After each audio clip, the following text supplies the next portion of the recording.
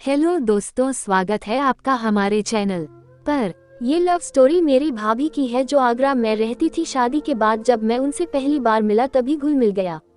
तब उन्होंने मुझे अपनी लव स्टोरी के बारे में बताया। मेरी भाभी का नाम तान्या है। ये 2018 की बात है जब वह गांव में थी। घर पर 9 देवी पूजा हो रही थी। उस समय एक लड़का वहां आया और भाभी के जस्ट सामने बैठ गया और उन्हें देखने लगा। भाभी को पहले तो वो लड़का बहुत गलत लगा, फिर उसने भाभी को बहुत ज्यादा देखना शुरू कर दिया। तान्या भाभी को बहुत प्रॉब्लम होने लगी और उसे मन बहुत अनाप शनाप बोलती थी। एक दिन जैसे ही वो भाभी के पास आया, भाभी ने एक जोर का थप्पड़ उसके गाल पर जड़ दिया। वो बहुत डर गया और उस लड़के ने भाभी को देखना बंद कर दिया। वो लड़का उन्हें अब परेशान नहीं कर रहा था, उसने नकी गली में आना भी बंद कर दिया था।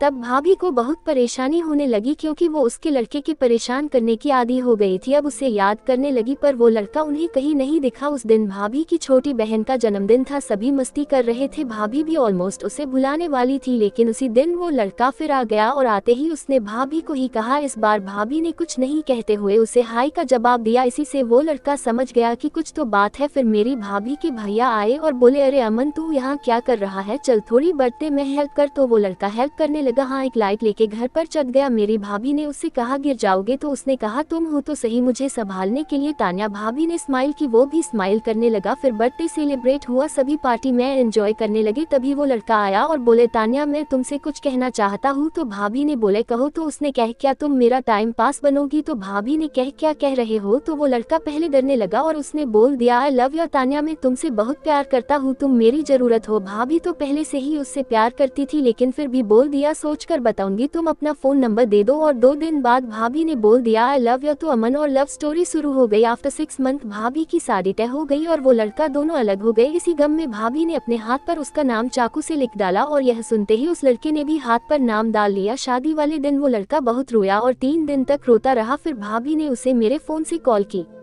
और कहा, तुम मेरे देवर के दोस्त बनकर मुझसे मिलो, मैं तुमसे मिलना चाहती हूँ। और वो आ गया और मौका देखकर मैंने उन दोनों को मिलाया। वो लड़का दोनों मिलते ही बहुत रोए और जो भी मन की बातें थी सभी शेयर की। आखिर में लव दी एंड करने जा रहे थे। फिर मैंने कहा जस्ट स्टॉप, मैं किसी को नहीं बताऊंगा, तुम अपना प्यार रेगुलर रखो। और आज भी वो एक दूसरे से मिलते हैं और किसी को पता भी नहीं है।